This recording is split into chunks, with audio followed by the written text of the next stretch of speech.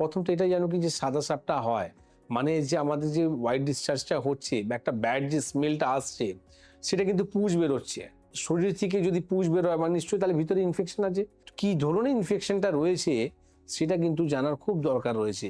PCOD হলে বা uterus যদি বাল্কি হয়ে যায় বা যদি কোনো রকম পলিপস বা টিউমার যদি হয় তাহলে কিন্তু আমরা দেখতে পাই সেটা লিউকোরিয়া হতে পারে, সাদা স্রাব হতে পারে। পিরিয়ড হওয়ার আগে বা পিরিয়ড হওয়ার পরে একটা নর্মালি হোয়াইট ডিসচার্জটা হয়, সেটা কিন্তু ডিজিজ নয়।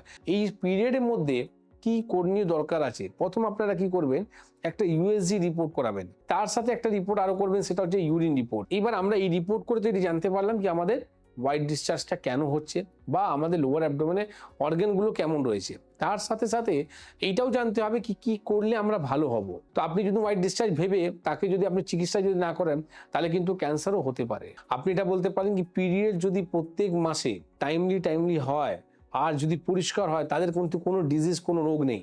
অশোক ছাল নেবেন আপনি 100 গ্রাম, লোদ্রা পাঠানি নেবেন আপনি 100 গ্রাম, শতাবরী নেবেন আপনি 100 গ্রাম, গিলোয় মানে গুরুচি যাকে বলা হয় সেটা নেবেন আপনি 100 গ্রাম, সফেদ মুসলি নেবেন আপনি 100 গ্রাম, তার সাথে নেবেন নাক কেশর 50 গ্রাম, শুকনো আমলকি আপনি নেবেন 100 গ্রাম, তার সাথে সাথে মুলেঠি নেবেন আপনি 50 গ্রাম, আর ত্রিফলা নেবেন আপনি 100 গ্রাম, জামুনের যে বীজগুলো থাকে সেটা আপনি নেবেন শুকনো 50 গ্রাম।